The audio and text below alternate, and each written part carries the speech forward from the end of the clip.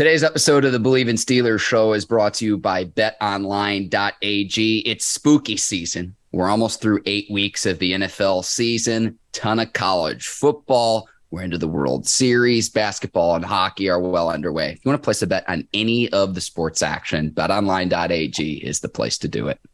365, 24/7, regardless on what sport it is. We forgot about baseball playoffs as well. Make sure y'all go to betonline.ag.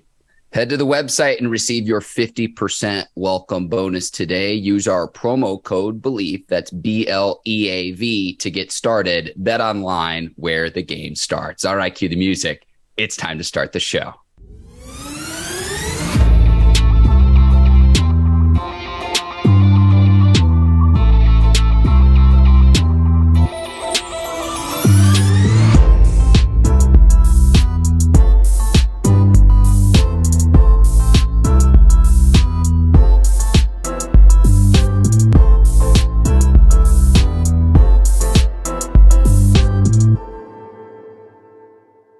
Welcome to the Bleav in Steelers show on the Bleav Network. I'm your host, Mark Bergin, for the Halloween edition, joined as always by my guy, scout for the Pittsburgh Steelers, 12-year veteran of the Pittsburgh Steelers at cornerback and two-time Super Bowl champion, number 24, Ike Taylor. IT, happy Halloween to you. I wish it was coming on a Victory Monday.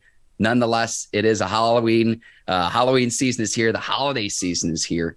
And Steelers heading into the bye week at 2-6. First and foremost, how are things going for you this morning, my man? I'm good. What a spooky weekend this was. Steelers actually need this bye. The bye is coming at a good time. It's been a spooky season for the Pittsburgh Steelers and what's going on this season as well. But, things should change. Things will change. But, man, I had a good weekend. I hope you had a good weekend as well, Mark. Absolutely. Carolina football game. I got to see UNC take on Pittsburgh in Chapel Hill. Had a great time at the game, and then watched the Steelers on Sunday. And Ike, I got my Swaggin' You shirt on this morning.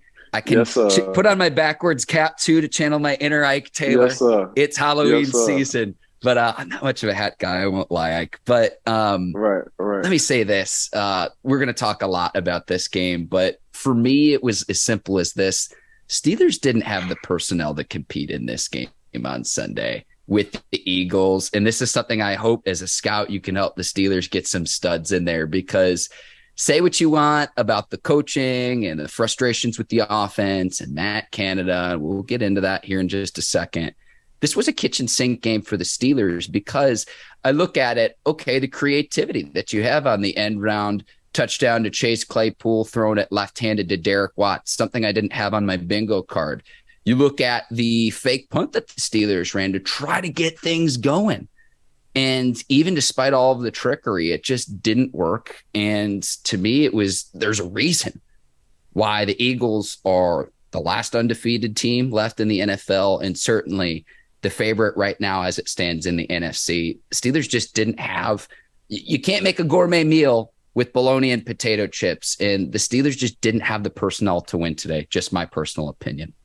Yeah, his name is A.J. Brown, and it's a reason why they call him the Baby Hawk, because that first half, what he did to Pittsburgh, he had a day. He could have sat down from that, so that's tough personnel-wise. We'll get into that. Honestly, that's why I'm in the building when it comes down to it. So I like my eyes. Hopefully the Pittsburgh Steelers, they trust my eyes. They trust my evaluation along with other scouts in the building and Omar, and we'll take it from there. So, honestly, I think I'm coming in at the right time from a front office standpoint. Now, from a Steelers standpoint, I do agree with you. There's only so much you can do, especially when you're going against an undefeated team like the Philadelphia Eagles, and just look at their blueprint. Their blueprint was just like how the Pittsburgh Steelers blueprint used to be: tough, aggressive guys who just love playing football and beating you in all phases.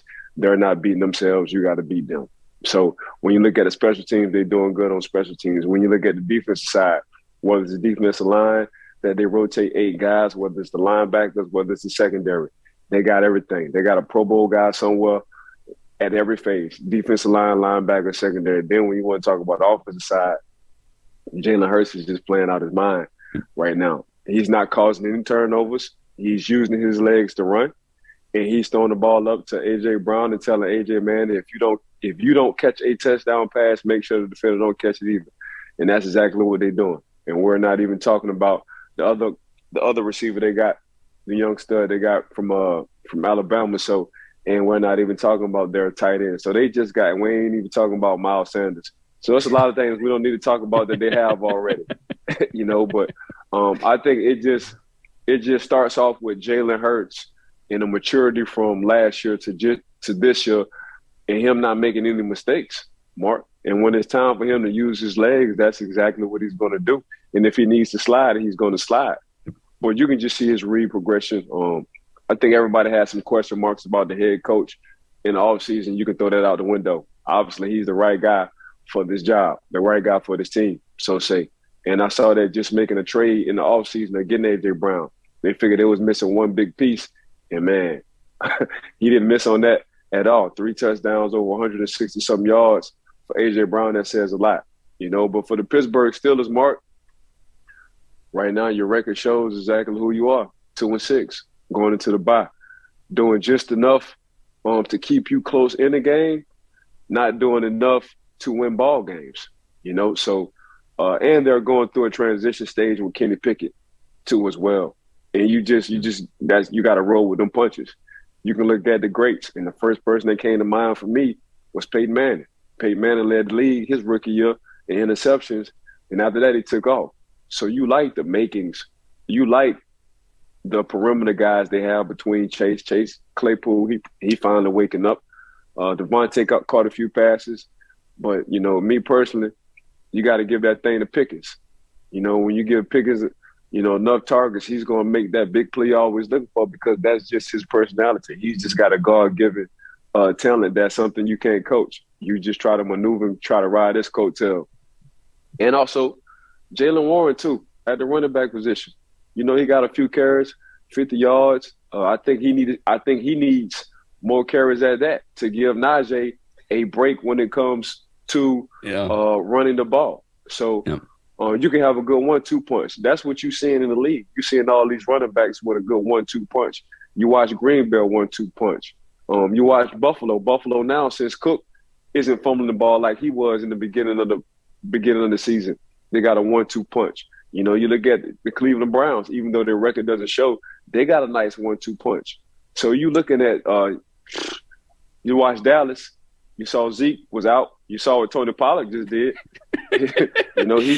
He's building his resume. He's going to get himself some money. So Pittsburgh has that. So they can start using Jaylen Warren. My personal opinion, they can just start using Jaylen Warren a little bit more. It's a nice little change up. It's a different pace when he's in the ball game. Ike, you went through like our whole show rundown in about 3 minutes there. Oh, my bad. My bad, bro. Where do you want me to go? Because I do want to share some of my observations from Sunday. I'll bounce off of you. All right. Let's go here. Let's start with A.J. Brown on the outside because he had 3 touchdowns in the first half, nearly had the 4-piece, if not for Micah knocking him out of bounds. Ahkello Witherspoon coming back from a hamstring injury. He hadn't played since week 3. So you go from the frying pan right into the fire. He got benched. They put James Pierre out there. James Pierre got injured. There's a reason why the Eagles go out and acquire A.J. Brown, and he's a true alpha. He's a true number one, and you saw that on full display on Sunday. I watched Mike Tomlin, his post-game news conference, and let me find the quote, but it was talking about how Witherspoon was in decent position, but that's only a component. And this was the exact quote, says, position is just a component of playmaking. The finish is probably as equally as important as the positioning. I thought he was talking about Ahkello Witherspoon there. I also thought he was talking about George Pickens when they tried to go to him down the field in on one-on-one matchup where jump ball, go up and get it. You got to go up and make a play. Yeah, you tip your cap to the Eagles defensive backs. I forget if it was James Bradbury or Darius Slay going against Pickens on that play. But that, to me, I thought was very telling what Mike Tomlin said, because especially with A.J. Brown, some of the touchdowns that he had, you're talking about double coverage as well, where there was safety help over the top in addition to the cornerback as well, Ike. So that's one thing that I noticed. Yeah, I think on that touchdown play where he kind of – Micah didn't misjudge playing the ball. A.J. Brown was just more aggressive at playing the ball. And they had him double covered because Trey Edmonds, he bumped and run him. He pressed him. Of course, Minka was over top. So that was the game plan. We call that double the stars. If you know anything about doubling the star, they'll double the number one receiver if they think he's going to get the ball and everybody else is left man to man. So that's exactly what the Pittsburgh Steelers did on that touchdown. It's just A.J. Brown was just more aggressive getting the ball, because he knew if he just would have waited, he played taller than his height. And that's what I tell people all the time, the good receivers. If you 5'10", you got to play 6'2". If you 6'3", you got to play 6'12". And that's going to high pointing the ball. And that's exactly what he did on that touchdown. Now, Minka was waiting there. Minka was in position to get the interception. It's just Minka didn't play, 6'12". That's 7 feet. That's what we call 6'12", 7 feet. But A.J. Brown, like you said, when they acquired him in the offseason, they was looking for a dog. They was looking for an alpha. And, Mark, that's exactly what they got. Now, on the Pittsburgh Steelers defensive side, I watched the Green Bay Packers last night, who played the Buffalo Bills. We all know the Buffalo Bills pretty much clicking on all cylinders, and that's starting with Josh Allen. But I watched Green Bay and I watched Jaire Alexander, and he had that mentality and that attitude. I wish y'all MFers would throw my way. And a few times between him and Diggs, they was going at it. But that's exactly what you want as a cornerback. You want somebody who's real chippy. You want somebody who's always pissed off. You want somebody that it hurts to get a pass or a touchdown on them. And that's the attitude the Pittsburgh Steelers, in my personal opinion, just lacking right now. Guys have the talent, but where's the chippiness?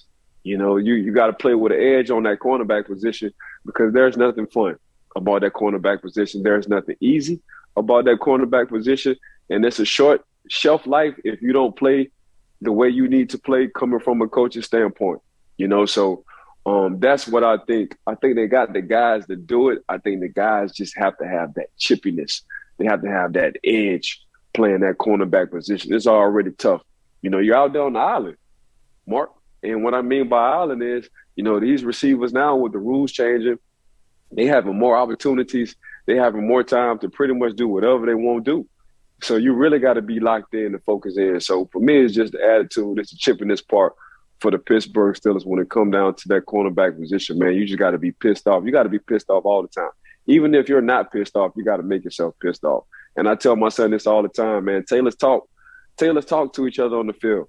I say when I didn't talk to myself or when I didn't make up stories on the field, like something had to trigger me. I trigger my own self. Everything was psychological for me. And my son does the same thing at 16 years old, sophomore in high school. But for the Pittsburgh Steelers, and I got that from being a Steeler, I had to play with some kind of chippiness, and that's what I think far as from a cornerback standpoint, other than Minka, because Minka always plays with that chippiness. That's just him. He got to get everybody else on board on playing pissed off and playing mad because your good ones, that's what they do. They wish you would throw it their way. They always looking for an altercation, And I just watched Jaire Alexander, Jalen Ramsey, Pat Surtain. Them boys always looking for something. Piss me off some way. If you look at me wrong, I'm pissed off. So that's what I think the Pittsburgh Steelers, as a secondary as a whole, just have to start playing with a lot of more chippiness. I think you can go on the flip side of the ball too, Ike, with the Steelers team in this past game. Bradbury and Slay on the outside are as good as two corners as we have in this league in terms of duos. And that's to where in previous weeks, Steelers aren't throwing the ball down the field. They tried to get the ball to Pickens in this game. I know it was only 3 times, and okay, maybe try again later on in the game, but they tried to throw jump balls to him, and he didn't make the play. And that was a criticism I had going into this game saying, hey, let's get George Pickens the ball, prove that a defense can stop it. Well, the Eagles stopped it on Sunday. Don't jump ball me all the time if I'm George Pickens. Start me off. Start me off with a now pass. Start me off with a slant. If you see somebody impressed, throw the ball up to me. If you see somebody off, give me a now pass. Don't just expect me because I can't do it. Just all of a sudden, I'm the savior. So 3rd and 10, I get a jump ball. Only got 3 targets. Get me going early, and I'm talking as I'm George Pickens, because I'm watching how a Shanahan is getting CMC, that's Christian McCaffrey. I'm watching how he's getting him involved early. You know what I'm saying? I'm watching how Justin Jefferson is getting involved early. I'm watching how on the other side of this past Sunday, A.J. Brown is getting involved early. You know, so you get this young man involved early. It's some players I saw, especially in that red zone, one-on-one coverage. I'm like, I'm throwing in the Pickens all day because I know I'm going to get a flag out of this. And it just didn't happen. So if I'm George Pickens and I'm talking as I'm George Pickens, I'm saying, man, give me the ball early. Let me get in the groove. You know, the Diggs from Buffalo, he getting in the groove, getting him the ball early. All your good receivers who are playmakers who can be game-changing, offensive coordinators find a way to get them the ball early and get them in the groove because it's hard just to ask a guy just on one possession. You know, 3 targets for me to Pickens isn't enough. So I think things will change this bye week. We shall see. But it's just tough getting in a groove if I'm George Pickens on just getting 3 targets. And my targets are save the organization kind of targets. This is why I like talking X's and O's with you on the outside. That's 12 years of NFL experience at the cornerback position, Ike. And this is where I'm carrying the boombox down the Ike Taylor parade. I'm in the very front leading that charge. Excellent insight there. Now, we mentioned changes. Steelers now moved to 2-6. Since the NFL moved to a 16-game schedule in 1978, there is one team that has gone to make the playoffs after a 2-6 start. That was the 2020 Washington football team who won the NFC East with a 7-9 record. So playoffs, you can pretty much kiss goodbye. Ike, I'm embarrassed to admit this, but I have Google searched top offensive linemen in the 2023 draft to help improve this team. This offense averaging 15 points per game. Well, the team, I should say, overall, dead last in the NFL. So I'm going to come down here. This is my opinion. If you're going to fire offensive coordinator Matt Canada midseason, do it this week. And if you're not going to do it during the season, let's just ride it out and see where we're at come season's end. 26 games as the Steelers offensive coordinator. The offense has failed to score more than 20 points in 21 of those games. All 5 times they did that last season in the 2021 season. Steelers also fall to 1-10 without TJ Watt. So it was bad, Ike. Kenny Pickett sacked 6 times, an interception and lost fumble. Eagles do have a scary defensive front, which I'll discuss here in a second. But when, again, I'm listening to what players are saying, I watched the post-game news conferences, and he's saying that guys need to know what they're doing. We need to study more. I don't think we study enough as a group. He mentions how it's not talent issues and they're going to get the same results. They keep trying to do the same things. Things need to change. That, to me, is very, very evident through 8 weeks of this season. Yeah, that starts in training camp in the offseason. You know, when we was winning championships, when you just see the teams in these post-game conferences with these guys, with the players I'm talking about, Mark, it's the same recipe. When you listen to Juju talk about the Kansas City Chiefs offense, and he's saying that him, Travis Kelce, and Patrick Mahomes playing Call of Duty together, and it was just on one accord, and they wound up winning a few stages that was very difficult. That's off the field. When you want to talk about, you know, when Tom Brady a couple of years ago won the Super Bowl, he did a lot of things off the field with his teammates. When you want to talk about the Pittsburgh Steelers in their heyday, when they was going to playoffs after playoffs, or every other year there was, you know, hoisting or trying to hoist on the bar in the Super Bowl, we did everything off the field. It was a brotherhood. I didn't want to leave that facility. I didn't want to leave my teammates. I look at my teammates as brothers. And when you have that kind of bond, when you do get on the field, you don't want to let them down. When you just walk into the facility and you just look at it as a job, or I just don't want to chill with nobody, or I'm just going to be to myself, or I don't want to do anything extra, you get this 2-6 record. This is exactly what you're getting from the Pittsburgh Steelers. Everything has the bond, and that starts in the offseason. That starts in OTAs. And during the season, when James Ferrier had his house, it was the whole defense and a couple of guys off offense. You know, some guys bring some food. We had the massage people come through, and we watched tape. When Monday Night Football came, we all watched Monday Night Football. And when Thursday Night Football came, somehow during the week, we got our bodies right, and we watched tape together. But that wasn't at the facility. That was at Pot Dog House, James Ferrier I'm talking about. That was at his house. That was the bond. You couldn't stop us from being around each other. And when you see that, and now that I've retired, when I hear that coming from other players, like, boy, y'all had a brotherhood over there in Pittsburgh. And in my mind, I wasn't even thinking. I just thought, man, that's how every NFL team should be. So I didn't know any better. So that's what I'm looking at from Pittsburgh. There needs to be a bond. There needs to be a brotherhood. Hey, take the me out and let's go we. Because we can do a lot of things together. Me can only go so far.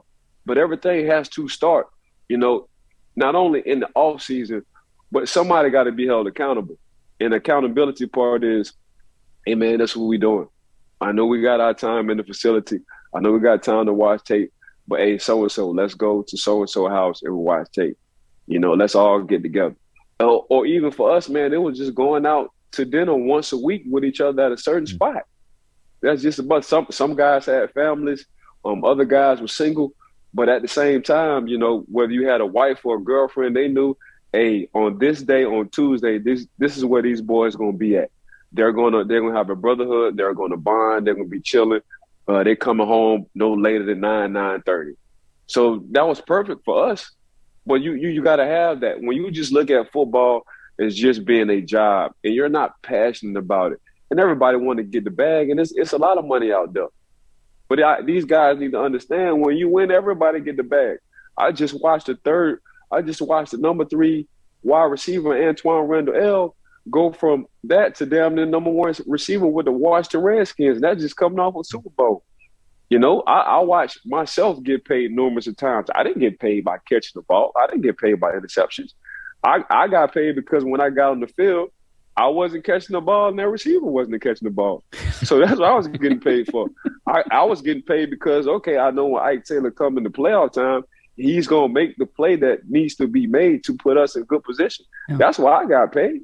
But you got to hold yourself accountable. It got to hurt. It got to hurt to let your teammates down. If it don't hurt to let your teammates down, you're in the wrong profession. It's too much meat. And I think just nowadays, these young kids don't understand, man, when you win everybody, you can just look at Von Miller. Von Miller just left the Rams and won a Super Bowl and just got a 6,400 piece, a 120 piece. That's his 3rd contract. So everybody some way, somehow wants to be a part of a winner. And when you win, everybody in the NFL wants somebody from that locker room because they want to know what the heck y'all had going on for y'all to win like that, because playing football ain't easy, So, I mean, so far Von has been the jingle piece to a few different teams. He was the guy in Denver. He was the guy for 1 year. He was that missing piece to the puzzle for the LA Rams, and it looks like he's that missing piece to the puzzle on the defensive side for the Buffalo Bills. So I look at it's crazy I'm about to say this because I'm about to go to basketball. I'm about to cross over to basketball. Mm-hmm. I look at Von Miller like a Robert Horry. If y'all don't know who Robert Horry was for basketball, everywhere Robert Horry went, they won a championship. Yeah. He was Mr. Clutch. He might have got in maybe 10 minutes out of ball game, but when you ask for that 3, he not scared to hit that 3, and you best believe he going to bank that thing. And then if you ask him to play defense, he was going to lock somebody up as well. That's how I look at Von. Yeah, but that's how these young guys got to understand. When you win, everybody get a bag, bro. Everybody get a bag. The cafeteria worker get a bag. The janitor get a bag.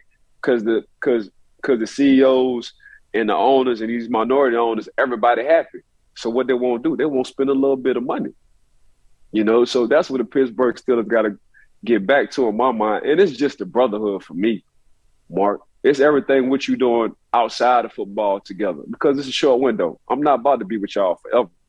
So you can go out and tell your wives and your girlfriends, hey, look, hey, give me a 10-year run. Give me an 8 to 10-year run, because we're going to be straight for the rest of our lives after that. You just saw it in the interview when he was doing Aaron Donald. Aaron Donald said he already wrote before he got in the league. He just wanted to do 8 years. That's all he did till he won a Super Bowl.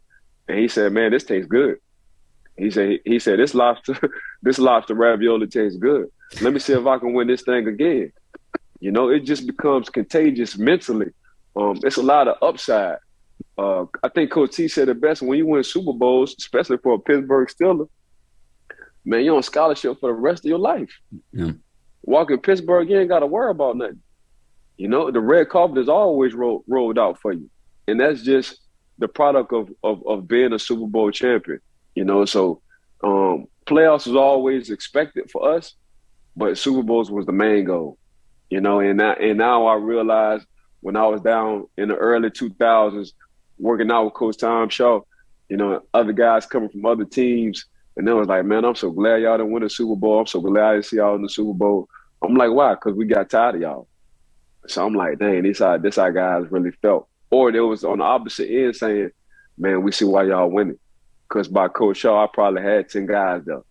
Whether it's my position, linebackers, or receivers, I bought guys just to work out with because I knew I needed them during the season, and we all knew we had a short window. So that's what the Pittsburgh Steelers got to get back to, Mark. It's that brotherhood.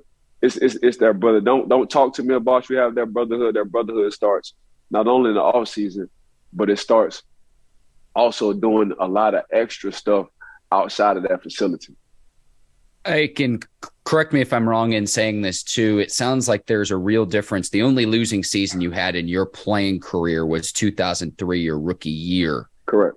The difference between 03 and then 04, very good team, 05, obviously the Super Bowl run, to where that changed very, very quickly early on in your career. Yeah, all I knew was winning. Just when we, as a rookie, I think did we go 6-10? I think we went 6-10. They blamed everything. Right. Yeah, they blamed everything on the rookie class. We like, hell, we only had 5. It was Troy number 1, Alonzo Jackson number 2. I was number 4. Brian St. Pierre, the quarterback from Boston College, number 4, and JT Wall, my fullback from the Georgia Bulldogs, number 5. We only had 5 of us because they went up and traded to get TP, which they should because he's a Hall of Famer, of course. But after that, we took off. After that 2003, we took all the way off, and the rest is history. So I just got used to winning, Mark. That's all I knew. That's all I knew was winning. And that brotherhood, that bond was it was unbreakable. I mean, we still in a 20-something man group text, to this day. That's when my battery be going dead. Because from the time I wake up to the time I go to sleep, somebody talking in that group text. And that's all off of Super Bowls. So, yeah. Like I mentioned, if you're going to make changes to the offensive coordinator, the question people are going to have inevitably is, okay, how does this impact the development of Kenny Pickett throughout this season and on into next season and so forth? The thing and the big concern I have right now through 8 games, Najee Harris coming off a Pro Bowl season right now through 8 games. My eyes aren't lying to me. And you mentioned this last week. You said you think that Jaylen Warren should get some more snaps. I'm going to take this a step further. Through 8 games this season, Jaylen Warren has been better than Najee Harris this season. Might not be a popular opinion, but it's point blank period, the honest truth. I've got the stats to back it by my eyes don't lie. The question going into the year was, could Warren pick up blitz protection? He's demonstrated the ability to do that. I'm fine with him playing more. If you're saying Harris isn't healthy, that's fine. If he can get right in the bye week in the back half of the season, that's fine. And I know that defenses aren't going to key on Jaylen Warren the same way that they are Najee Harris. I certainly understand that.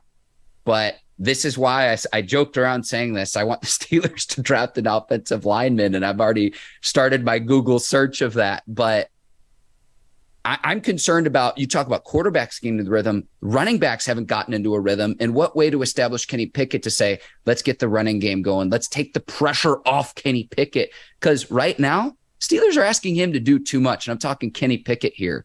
And through 8 games, Najee Harris the running game hasn't been very good, Ike. And it's one of many, many problems with this offense. Steelers still do not have a rush beyond 20 yards this season. It was better yesterday, but still don't have a rush beyond 20 yards this season through 8 games. Got to find a way, man. You definitely got to find a way. You got to find a way. You can't be stubborn, man. You got to pull the trigger. What I mean by pull the trigger, man, you got to make them tough decisions. I like Jaylen Warren. We were talking about Jaylen Warren in training camp.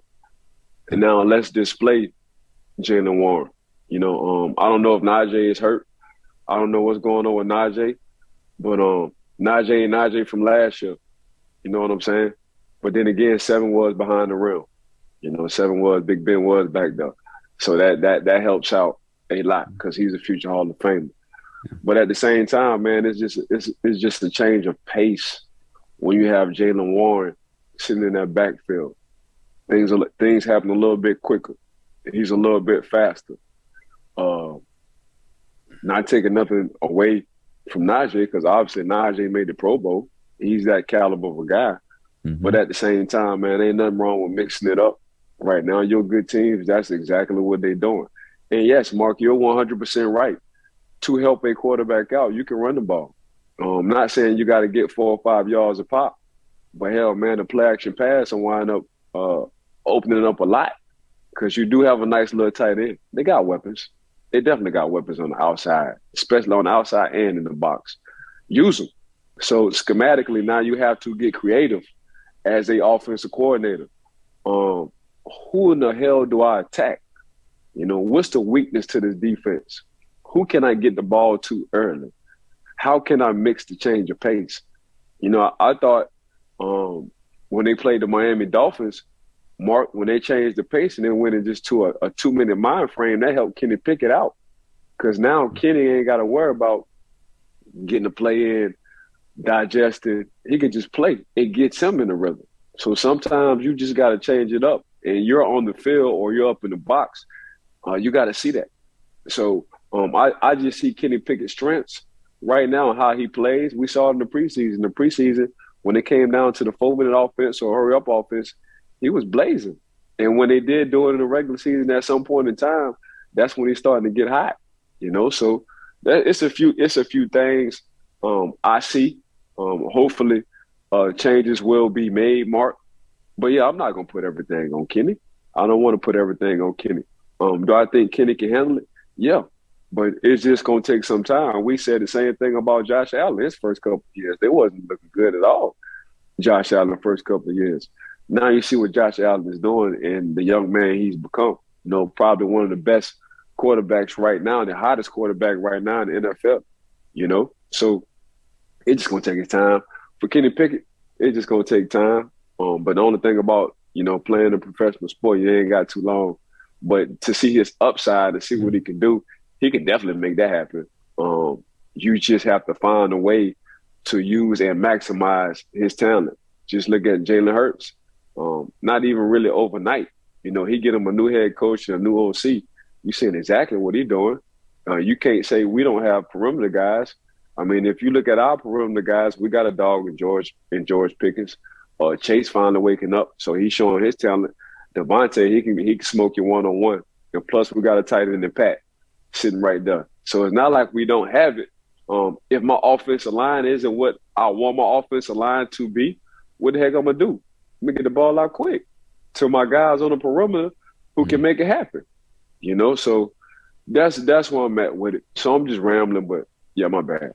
Yeah, you're fine, Ike. And I thought there was some creativity. They get Najee Harris, 6 catches on 6 targets out of the backfield. Criticize Matt Canada all you want to. This past Sunday's game, to me, they didn't have the horses to compete. It came down to personnel, just in my opinion. That's not to absolve him and not to say that this offense hasn't struggled, just this specific game.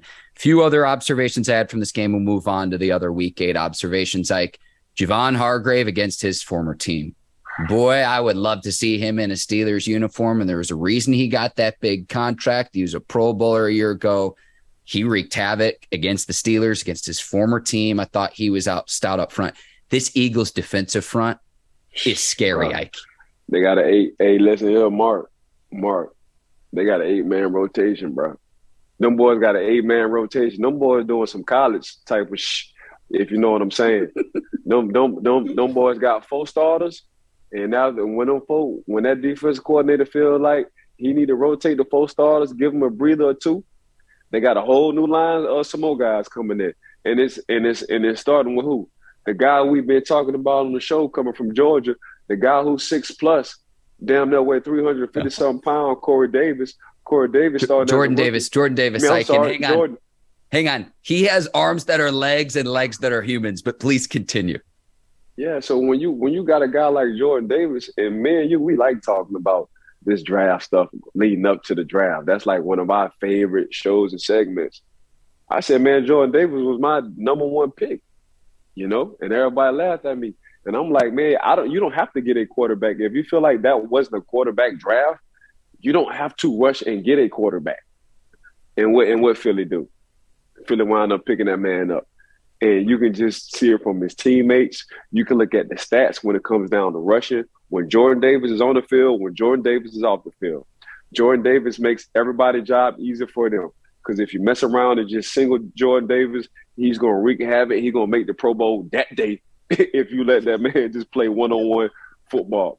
So if he's getting double all the time, here go your Hargraves. Now, Hargraves was balling out last year, and you know as soon as he saw Pittsburgh on the schedule, he said, man, this Super Bowl for me.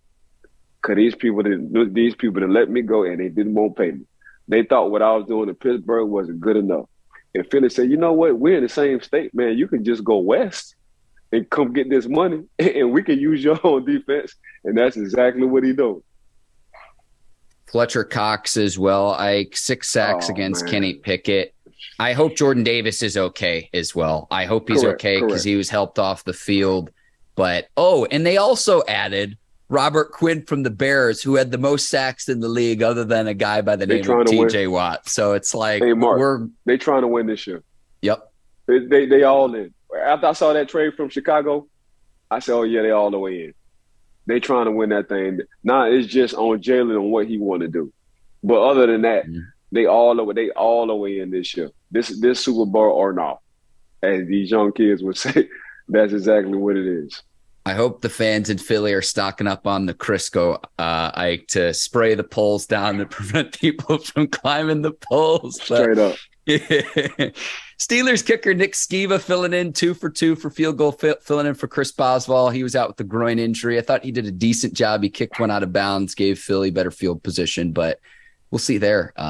Great kicker at Wake Forest coming in, filling in for Chris Boswell. Ike, let's go to other week observations as we wrap up the show here. I wrote down a list of them, and we'll go through them one by one. I'm going to play a game called Are We Sure? And I want to start here with the MVP race.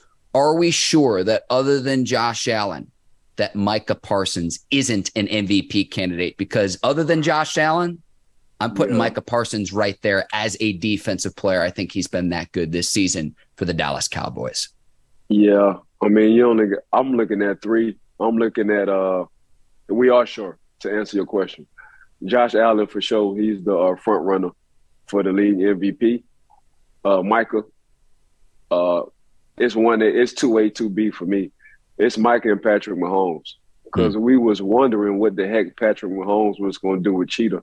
And everybody thought Cheetah was the jigger piece. Patrick said, I got something for y'all. Man, I'm a seasoned vet around this thing. So, yeah, I don't have my home run hitter. I don't have my slugger. But, I still got a guy that I like real well. His last name is Kelsey. His first name is Travis. I got somebody who y'all don't have. I got a head coach named Andy Reid. And you can call him the wizard when it comes down to making plays. And I got something else y'all don't have. I can throw this football like how you see these playoff pitchers throw a baseball. I can throw it whatever angle you want me to throw it at. That's exactly what I can do. So Patrick Mahomes, for me, just going into the offseason when Tyreek Hill got traded, that was the biggest question. What the heck Patrick Mahomes going to do? Cut up.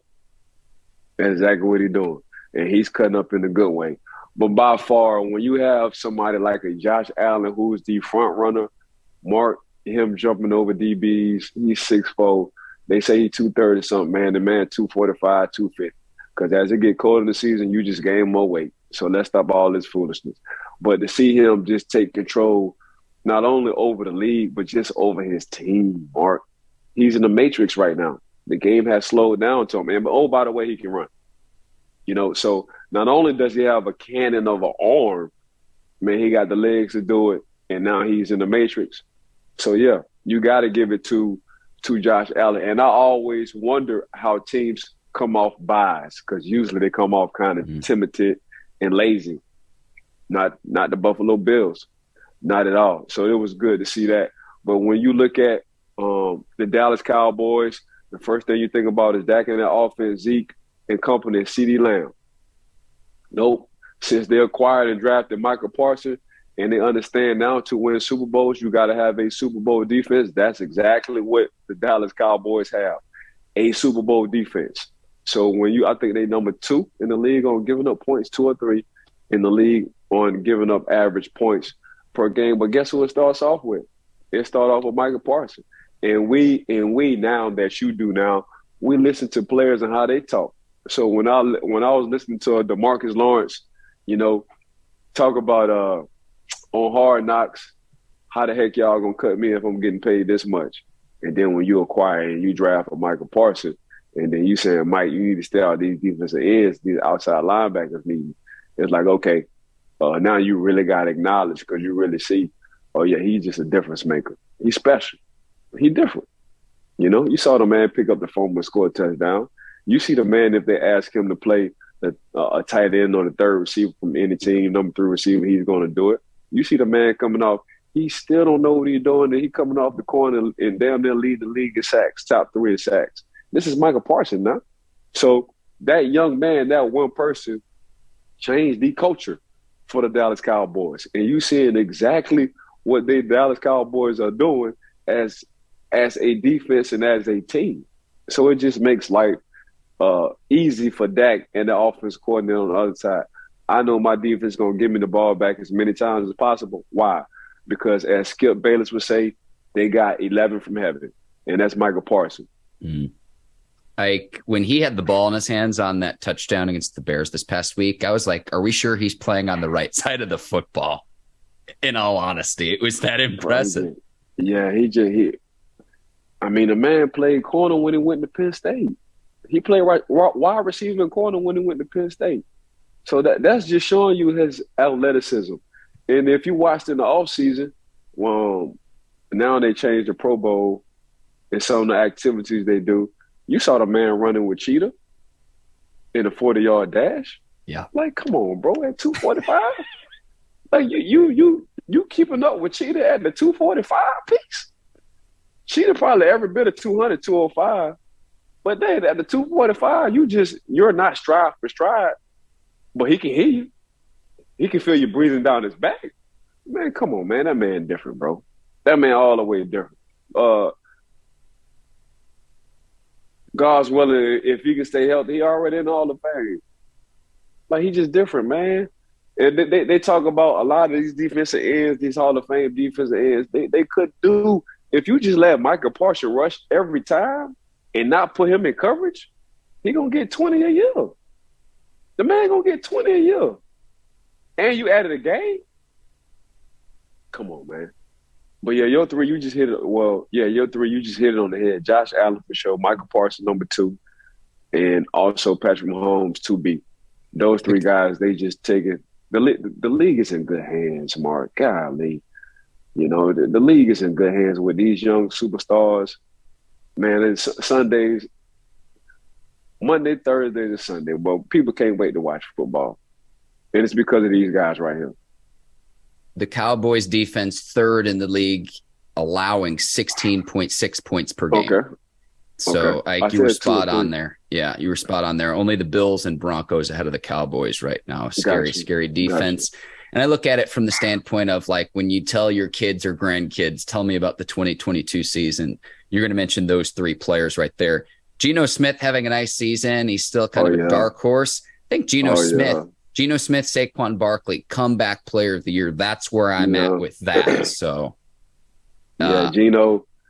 Go ahead, Ike. Boy, Geno then revamped his whole career, messing around with Pete Carroll. But they back to what Pete Carroll. We didn't like what Pete Carroll we didn't like his remedy defense, getting corners who used to play receiver. Now he getting interceptions. He done found him another Richard Sherman sitting over there.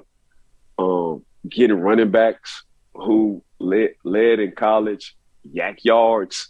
Now you seeing what he's doing over there. DK Metcalf. I mean, we talk about A.J. Brown. They both the same. They cousins. You might well call them cousins. Them boys built the same. 6'3", 230, 2.5% body fat.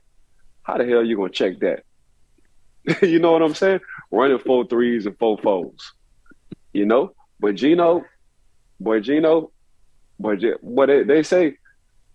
they say confidence, boy, confidence means a lot. And Geno is playing with a lot of confidence.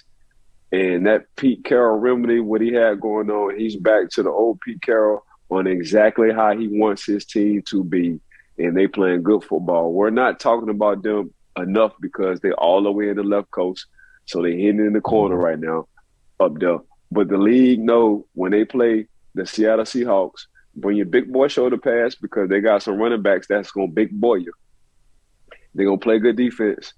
And Geno is playing just like a Jalen Hurts, making plays with his legs and not making mistakes. All right, we'll keep this thing rolling. I've got 3 more. Are we sure? Are we sure that Zeke Elliott is better than Tony Pollard? And I'm going to say this for the record. Give me Pollard 7 days a week and twice on Sunday. I like the Cowboys backup running back right now. I don't know if he's going to be backup much longer. I'm a huge, huge fan of Pollard. I mean, don't get me wrong. Zeke probably one of the toughest son of a guns at the running back position.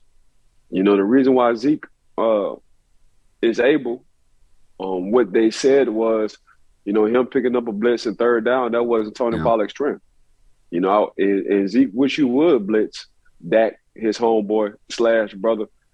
He going to lay somebody down flat for his brother, and that's just Zeke. Zeke always had a tough yards, but, you know, that wear and tear, them first 3-4 years as a mother, boy, you put a lot of tread on them tires and you starting to see. So there's nothing wrong with that 2-back system we were talking about early in the show. And we all saw the explosiveness with Tony Pollard. And you saw it in the game. He stick his foot in the ground and he beat road runner. You know, so if he can't pick up the blitz like how Zeke pick up the blitz, guess what? I'm going to release him ASAP, and good luck with this one-on-one with Tony Pollard in the open field. So that's exactly what they're doing. It's just, can he do that consistently when he is the featured running back now? So that's going to be the biggest question. 2 more, Ike.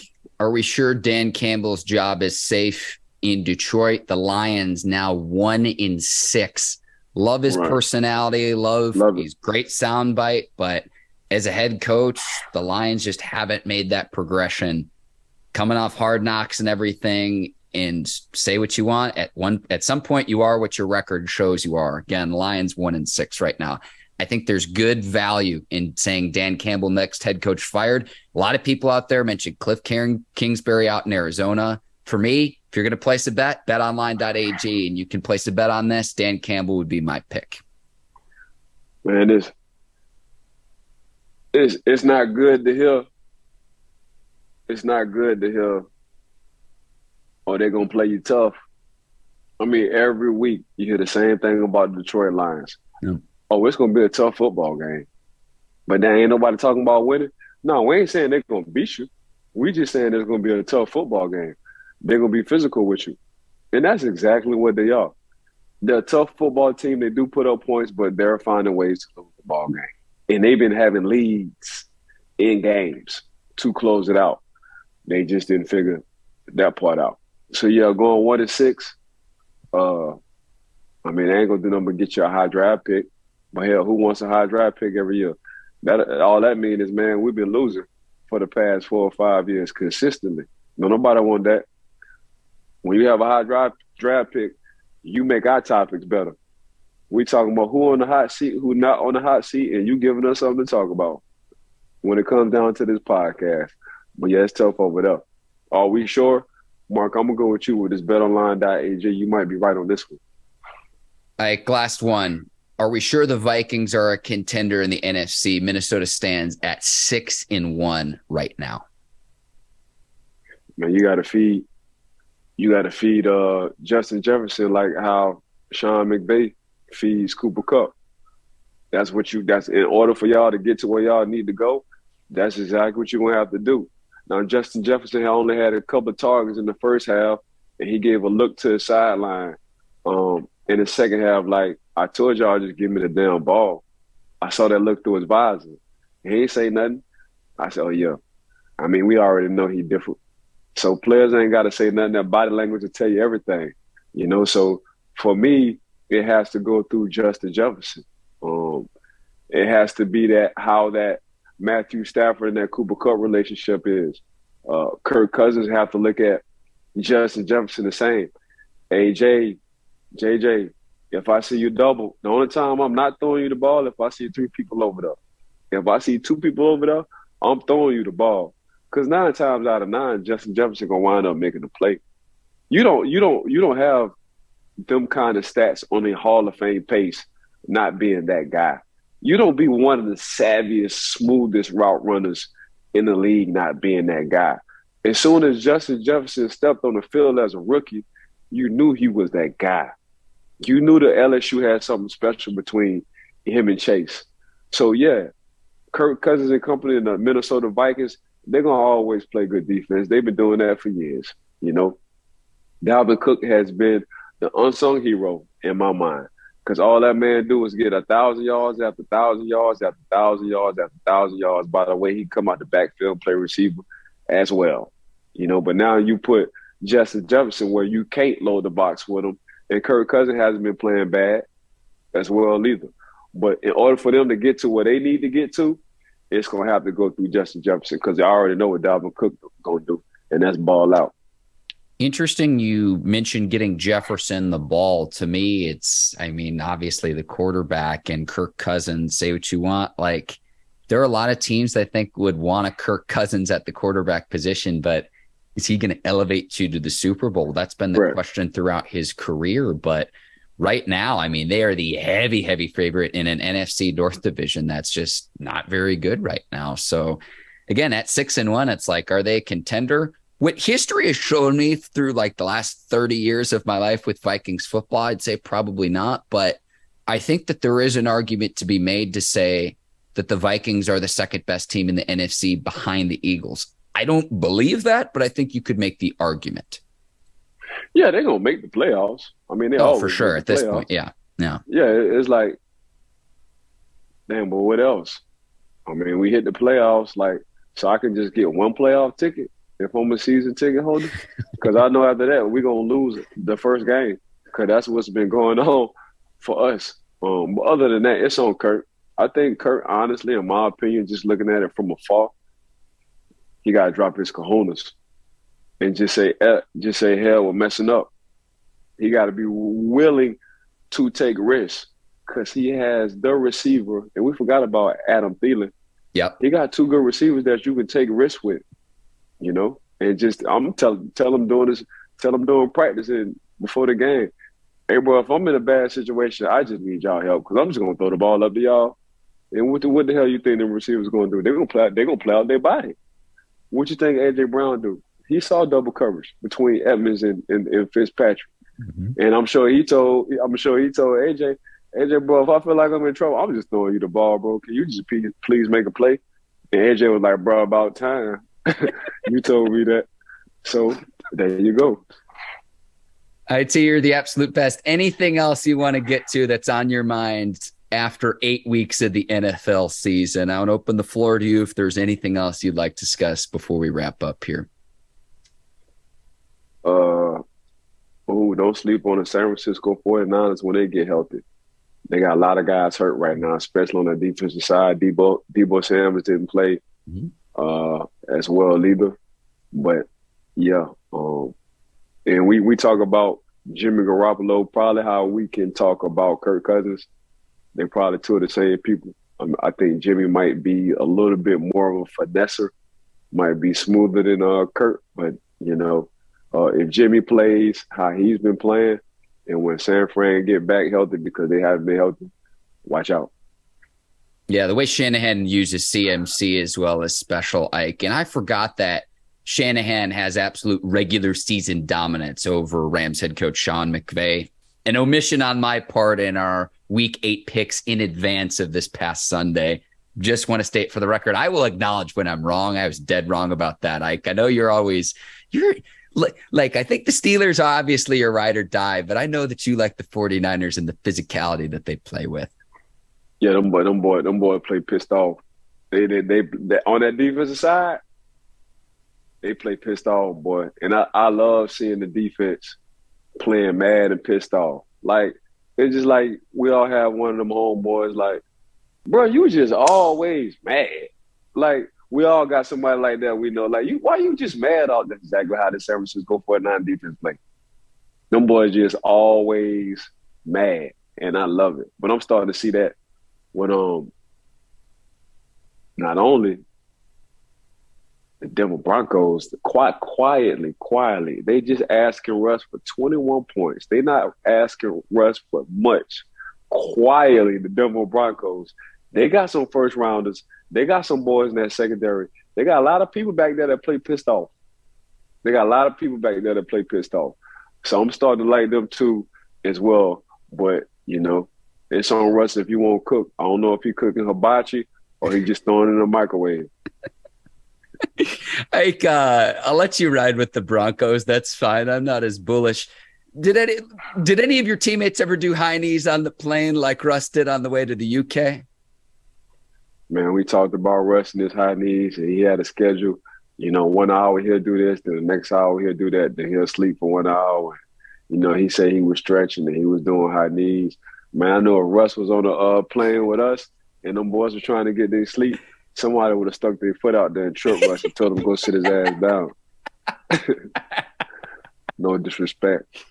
You know, sometimes athletes will say things and it's like, I don't believe you. I don't know. I don't know if I believe that, to where it's just like, I really wish someone would have just give me some video footage of Russ doing the high knees on the airplane. Bro, I get back when I was playing, but that's how we clown each other. Somebody would stuck their foot out and told Russ, go sit his butt down. I'm trying to sleep. You doing high knees on the plane, making that noise, man. You messing up my dream, bro. Yeah, and turbulence. But anyways, Ike, we will wrap on that. You're the absolute best. I want to thank the Bleav Network, our video producers over at Brinks TV, led by Courtney Vargas, John Brinkus, Herbert Diaz, producers, Megan and Yancey. Thank you to all of them for their help. I want to thank BetOnline.ag, today's sponsor of the Bleav in Steelers show. And I also want to thank the listeners and the viewers of the Bleav in Steelers show. Thank you for watching and making us a part of your day. I second that.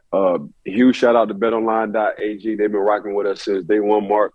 Bring TV, Miss Courtney and her staff. Appreciate y'all, how y'all keep us always looking professional with the graphics and all that. Bleav in Steelers podcast. We want to thank y'all as well. Make sure y'all give us a 5-star because we cooking like 5-star chefs, and we're diamond if you hoteling us. So 5-star us all the time. Mark, I got to give a big shout out to you as well. We're coming up with these topics, and you and I are just clicking, and we just making this Bleav in podcast still a thing. It just look like magic all the time. But want to thank everybody for just tuning in. Make sure y'all subscribe to Mark and I, and make sure y'all give us some good views and good ratings for this podcast as well. Yes, one more thing. Happy Halloween to all the listeners and viewers. And again, now that we're into the holiday season, get one of these Ike Swaggin' You t-shirts. We'll leave that in the comments if you're interested in that. Again, IT, you're the absolute best. I'll sign off for the both of us. For Ike Taylor, I'm Mark Bergin. Thanks for watching Bleav in Steelers. We'll be back later this week to preview all of the Week 9 matchups. Until then, take care and so long, everybody. Peace.